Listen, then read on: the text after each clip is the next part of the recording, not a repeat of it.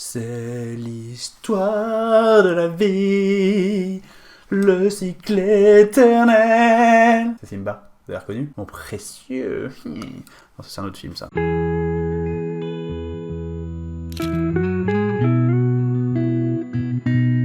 Comme vous le savez sûrement parce que j'en parle exactement toutes les 5 minutes depuis 3 mois, j'ai repris de manière plus intense la photo argentique, notamment depuis que je me suis acheté un Rolleiflex, donc un moyen format argentique. Si ça vous intéresse, j'ai fait une vidéo où je le présente en détail, je mets un lien dans les fiches et dans la description. J'ai eu beaucoup de curiosité sur ce sujet, j'ai eu beaucoup de questions, j'ai vraiment l'impression que la photo argentique vous intéresse plus que je pensais à l'origine, et du coup je vous ai proposé de faire une foire aux questions, une FAQ spécialement dédiée à la photo argentique et à mes projets en argentique. Il se trouve au passage que ce sera la FAQ des 25 000 abonnés, parce qu'on vient de passer les 25 000, mais bon c'est complètement hasard, parce que j'avais pas prévu de FAQ spécifique pour les 25 000 abonnés. Je vous ai demandé de me poser vos questions sur Instagram, d'ailleurs suivez-moi sur Instagram si c'est pas encore le cas, c'est le meilleur moyen de participer à ce genre de vidéos. Et j'ai eu énormément de questions, donc je vais pas forcément pouvoir répondre à tout, mais je vais essayer de couvrir le plus possible tous les sujets qui ont été abordés dans les questions. Pour que vous puissiez vous y retrouver, je vais mettre des chapitres dans la description de la vidéo, ça vous permet de passer directement à la partie qui vous intéresse si jamais vous n'avez pas envie de tout regarder. Et enfin, j'aurai aussi un petit invité surprise pour répondre à quelques questions un peu plus techniques. Enfin, surprise, si jamais vous avez regardé le titre de la vidéo, c'est plus très surprise. Enfin bref, vous avez compris,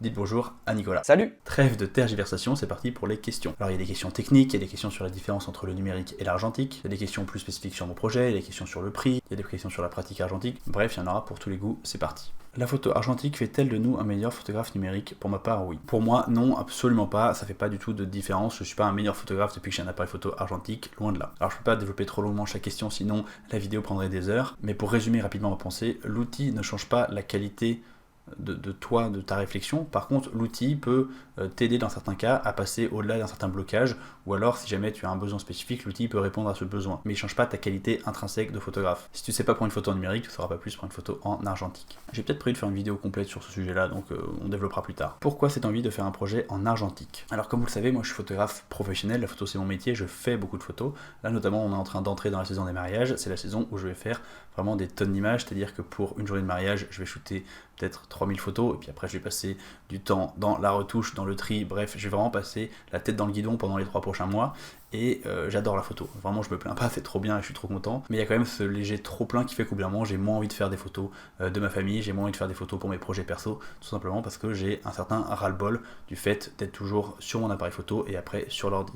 Et du coup, le fait d'avoir un médium différent, ici le médium argentique, me permet vraiment de me dire, ok, je fais toujours de la photo, mais c'est une pratique qui est complètement différente, c'est une pratique qui est complètement séparée, et donc en fait, l'argentique me rend cet enthousiasme par rapport à la photo parce que j'ai pas l'impression d'être au travail, tout simplement. Ça ne semble pas à la portée des débutants, ai-je tort? Oui, tu as complètement tort, la photo argentique c'est vraiment pas compliqué, ça marche exactement comme un appareil photo numérique, il y a juste un petit peu moins d'automatisme, mais globalement c'est pas très compliqué, c'est juste que tu dois tout faire toi-même. Tu mesures la lumière, que ce soit avec la cellule de ton appareil photo ou avec une cellule externe, et en fonction de ce que te donne comme indication la cellule, tu fais tes réglages sur ton appareil photo et ensuite tu déclenches. C'est juste que effectivement comme chaque photo va coûter de l'argent, on a moins envie de gâcher de la photo, du coup il y a un côté un peu effrayant pour les débutants qui n'ont pas envie de payer pour des photos ratées, mais je vous rassure, je suis plus du tout débutant, mais je rate encore une tonne de photos, donc globalement ça fait juste partie du jeu. Mais c'est pas du tout compliqué la photo argentique. Il y a même un côté parfois plus simple parce que souvent on s'embarrasse pas de tout le processus de retouche. Alors là j'ai eu plein de questions qui se ressemblent. Compte te faire un labo pour développer, développement en labo ou à la maison, pourquoi? Est-ce que tu scannes et retouches tes photos argentiques?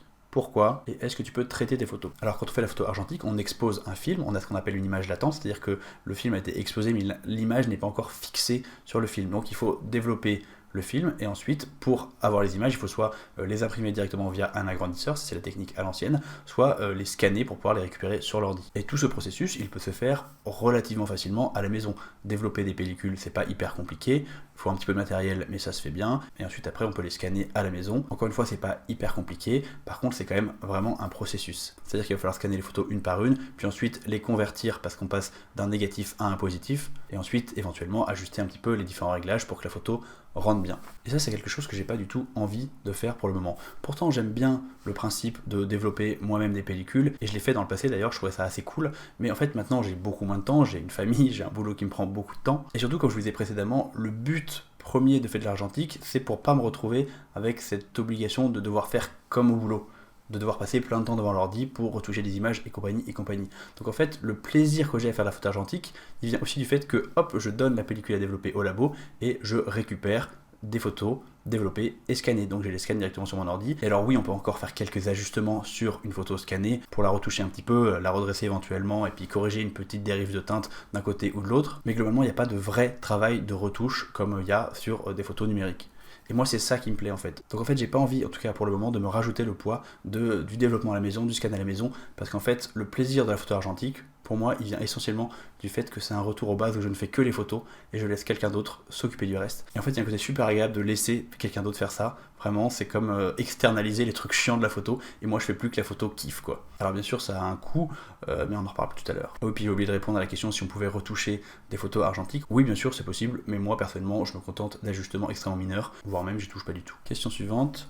Qu'est-ce qui différencie le rendu argentique du rendu numérique selon toi? Je pense qu'il n'y a pas une énorme différence de rendu, parce que c'est assez facile de reproduire le rendu argentique par la retouche sur des photographies numériques. On peut mettre des filtres, on peut rajouter du grain, on peut imiter les couleurs des pellicules, bref, on peut assez facilement reproduire ce look. Donc c'est pas tant une histoire de rendu qu'une histoire de processus et une histoire d'outils. Moi, ça me fait plaisir d'utiliser cet outil. Je prends plus de plaisir pour ce projet-là à utiliser cet outil spécifique plutôt que si j'allais faire des photos avec mon appareil photo classique. Donc pour moi, la différence, elle est moins dans le rendu que dans le plaisir de faire et le bonheur d'utiliser un outil. Donc dans le process en fait. Et du coup ça répond un petit peu à la question suivante. Qu'est-ce que tu aimes le plus dans le processus argentique que tu ne retrouves pas dans le numérique? Il y a deux choses dont je vous ai déjà parlé. Donc il y a l'utilisation de l'outil, c'est un outil agréable à utiliser, c'est un outil que je prends plaisir à utiliser. Et il y a le fait d'externaliser toutes les parties chiantes, à savoir tout ce qui est tri, retouche, parce qu'en fait du tri, t'en as quasiment pas parce que tu fais beaucoup moins de photos. Et de la retouche, le style colorimétrique de ta photo est déterminé par le choix de ta pellicule et pas vraiment par la retouche que tu vas faire après. C'est quoi ton ressenti quand tu reprends ton Fuji après avoir shooté avec le relais? C'est comme de retourner au boulot le lundi. Sauf que j'adore mon boulot. Donc ça va, c'est pas trop dur. Maintenant, j'ai eu quelques questions sur mes projets photos avec le Rolleiflex. Du coup, je vous montre 3-4 photos maintenant, juste pour vous donner une idée de ce que je fais comme photo en ce moment avec le Rolleiflex, histoire que vous sachiez de quel projet on parle. Première question, est-ce que ce projet a un thème au-delà de street photographie? Ce qui est intéressant, c'est qu'ici, le projet et l'outil vont vraiment main dans la main. Moi, je suis habitué de la photo de rue, mais je suis habitué de la photo de rue à la volée. C'est-à-dire que je ne vais pas demander la permission aux gens avant de les prendre en photo. Par contre, je ne suis pas capable d'avoir la même vitesse de réaction parce qu'il n'y a pas d'autofocus, parce que je maîtrise beaucoup moins bien l'outil avec le Rolleiflex qu'avec mon appareil photo numérique que j'utilise d'habitude.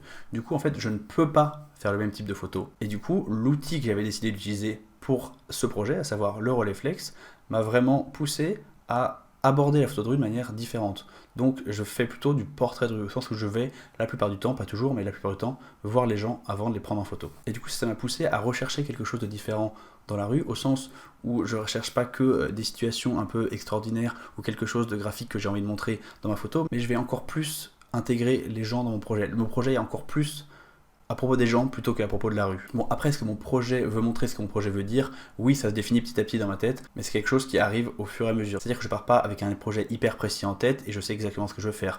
Moi, j'ai une idée, je vais dans la rue, je mets en pratique cette idée, et en fait, l'idée, elle évolue petit à petit au fur et à mesure des rencontres, au fur et à mesure des sessions. Bref, je me laisse un petit peu porter. J'en ai parlé dans ma vidéo sur le mythe de la créativité. Je pense pas à la grande idée et après on réalise. En tout cas, c'est pas comme ça que moi je fonctionne. Moi, je suis plus du genre où l'idée, elle vient avec la pratique. Par contre, c'est un peu trop tôt pour que je vous en dise plus parce que comme je vous disais, c'est encore un peu flou, donc on en reparle dans 6 mois ou dans un an. Est-ce que tu as un but pour ce projet, un bouquin? Évidemment, j'aimerais bien, mais c'est pendant longtemps, on verra. On dirait que les gens posent pour toi, c'est assez fou. Des tips. Si on dirait que les gens posent pour moi, c'est parce que les gens effectivement posent pour moi. Donc les petits conseils que je peux te donner si tu veux que les gens posent pour toi, c'est tout simplement d'aller leur demander gentiment, et la plupart du temps, ils diront oui. Je suis désolé, mais c'est vraiment genre juste le seul conseil qu'il y a à donner. Si tu veux que les gens posent pour toi, faut leur demander. Point. Tiens, une question que j'ai trouvée assez intéressante. Les personnes que tu abordes sont-elles souvent favorables, plus ou moins qu'avec un appareil photo numérique? Ça, c'est une question que je trouve très intéressante parce que je me l'étais déjà posée avant comme question. Est-ce que les gens réagissent de la même manière quand j'arrive avec un appareil photo comme ça, c'est-à-dire un appareil photo avec un look assez vintage?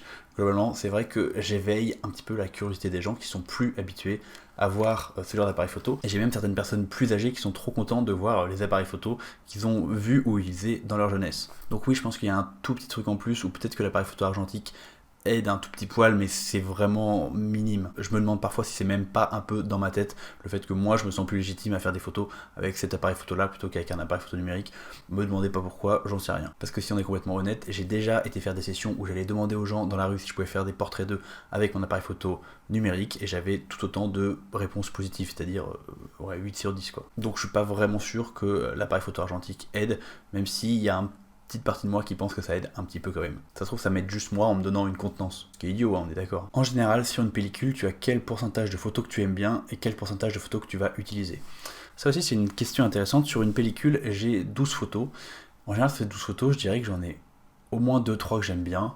Et j'en ai parfois une que je vais utiliser, pas toujours. Du coup, c'est quand même un ratio qui est assez élevé, parce que 2-3 photos correctes sur 12, je trouve ça beaucoup. En tout cas, c'est énormément plus qu'avec mon appareil photo numérique. C'est pas parce que ça fait de moi un meilleur photographe, c'est évidemment parce que je prends beaucoup plus de temps et je fais beaucoup plus attention avant de shooter, parce que tout simplement ça me coûte beaucoup d'argent. Est-ce que tu vas faire des shoots pro avec? Non, comme expliqué plus tôt, j'ai envie que l'argentique ça reste de la détente. Quelle pellicule tu utilises? J'utilise en ce moment surtout de la Portra 400, c'est une pellicule que j'aime beaucoup son rendu, malheureusement elle est aussi assez chère. Mais bon, c'est la vie. Coût moyen d'une photo, pellicule plus tirage. Et bah c'est simple, on va faire le calcul. J'utilise donc de la Portra. Une pellicule de Portra, ça va me coûter à peu près 13 euros, 13,50 €, on va dire presque 15 pour faire le calcul. Le développement plus scan me coûte 15 euros. Je crois que c'est genre 3,50 € le développement et 11,50 € le scan. Par le labo qui m'envoie ensuite les images. Donc ça fait en gros 28-30 € pour 12 photos. Donc ça fait à peu près 2,5 € par photo. Ça picote. Tu t'es endetté sur combien de décennies pour te payer le stock de Portra que tu as montré en story? L'autre jour, j'ai fait une grosse commande où j'ai acheté beaucoup de pellicules d'un seul coup parce qu'en fait, j'ai un gros projet qui arrive en juin et je voulais être sûr de ne pas tomber à court de pellicules au milieu du projet. Ça se trouve, je vais même pas utiliser la moitié des pellicules et du coup, c'est pas grave, j'en aurai pour les 6 prochains mois. Mais c'est vrai que c'était un gros achat d'un coup. Je crois qu'il y en avait pour 599 € la commande. Je sais plus exactement, mais ça faisait vraiment très mal. C'est quoi ton budget chaussettes? Des chaussettes? Oh, c'est que des cadeaux parce que j'ai la meilleure femme. Un moyen format plus abordable que ce mythique Rolleiflex. Bah il se trouve que moi je suis pas exactement expert en photo argentique, du coup je vais juste demander la question à quelqu'un qui s'y connaît mieux que moi. Nicolas, t'en penses quoi? Paul, il a fait une sacrée affaire avec son Rolleiflex de 8 parce que à ce prix-là, il n'y en a pas beaucoup qui circulent. Déjà, si tu cherches un Rolleiflex, sache que tu as des versions 3.5 qui sont beaucoup moins chères que les versions 2.8. Alors après, ça reste quand même un budget, hein, je crois. Pour te donner quelque chose de tête, hein, ça doit être quand même entre 500 et 1000 € quand même l'investissement pour ce boîtier-là. Donc si t'as pas encore envie de mettre ce budget, tu peux partir sur des Mamiya. Alors les Mamiya C220, C330 pour ne citer que. C'est des Mamiya donc dans le même style, hein, TLR, où tu vises avec une première optique et puis l'optique du dessous te permet de faire la photo comme ce que Paul a. Ces Mamiya sont très bien parce qu'en plus ils ont la possibilité d'interchanger les optiques, ce que ne peuvent pas faire par exemple les Rolleiflex. Et niveau qualité d'image, tu auras quelque chose qui sera vraiment top. Franchement, j'ai fait quelques photos avec le C330 et tu as des super résultats. Sinon, au niveau des TLR, tu as aussi les Yashica qui proposent toute une gamme en fait, avec des premiers appareils, je crois, qui ont été construits dans les années 70 et les derniers, comme le 124G, ont été construits, je crois, dans les années 80. Personnellement, j'ai la version du Yashica Mat 124G, mais c'est pas du tout une obligation, c'est la dernière qui est sortie. La cote a tendance à pas mal monter en ce moment et je te conseillerais plutôt de partir sur un Yashica ou un Yashica Mat si tu trouves pas la dernière version, c'est pas un drame. Dans tous les cas, tu auras une bonne qualité d'optique si tu trouves un appareil qui a bien été conservé et où l'optique n'a pas spécialement morflé. Le seul inconvénient, c'est que tu pourras pas changer les optiques. Ça, c'est plutôt sur le Mamiya C220 ou C330. Et pour finir ma réponse, pour élargir un petit peu le spectre des TLR, tu peux aussi partir sur toute la gamme des Mamiya 645. Ça te permettra de mettre un pied dans le moyen format. C'est des appareils qui sont très bons, qui ont un large choix d'optiques et de type de boîtier. Ta future caméra de rêve, quel format? Bah, je viens d'acheter ma caméra de rêve, donc pour l'instant je me pose pas la question de la suite, parce que tout simplement j'ai pas d'envie particulière, j'ai pas de besoin particulier. Peut-être que dans quelques années j'aurai envie d'évoluer vers quelque chose de différent, mais pour l'instant je m'éclate à fond avec ce que j'ai. Du coup je suis pas en train de baver sur eBay en regardant toutes les caméras, je suis juste très content avec mon petit Rolleiflex d'amour. Un site à conseiller pour voir le rendu des images selon les pellicules. Bah écoute, ça j'en sais rien, je vais demander à Nicolas encore une fois. Nico, t'as une idée? Au niveau des ressources que tu peux consulter cette fois-ci, sans parler de tester par toi-même, il y a des chaînes YouTube, comme la mienne notamment, qui font quelques comparatifs, quelques tests de pellicules. Donc il y en a un certain nombre sur la chaîne, j'ai pas couvert toutes les pellicules parce qu'il y a quand même beaucoup de choix, mais c'est quelque chose que tu peux aller voir. Il y a aussi un compte Instagram que je suis depuis un petit moment qui s'appelle Les Argenticos et qui fait de temps en temps des comparatifs de pellicules noir et blanc, mais je crois qu'ils ont fait de la couleur aussi, donc ça peut être intéressant. Et d'ailleurs ce compte Instagram la dernière fois m'a m'a fait découvrir un livre qui s'appelle FLAVR de Gustave Collard et qui dispose sur Amazon. En gros, c'est des personnes qui ont fait un bouquin avec des photos prises le même sujet, en fait, avec les mêmes conditions d'éclairage, et qui montrent en gros les différents rendus de chacune des pellicules. Donc ça se rapprocherait un petit peu plus de ta question initiale, mais je te laisse aller regarder tout ça parce que personnellement, le livre, je ne l'ai jamais eu entre les mains, donc je ne sais pas ce qu'il vaut exactement. Des conseils pour se lancer dans le portrait. Bah, mon meilleur conseil, c'est de se lancer. Non, sinon, j'ai fait des vidéos sur le portrait il y a quelques années que tu peux retrouver sur la chaîne.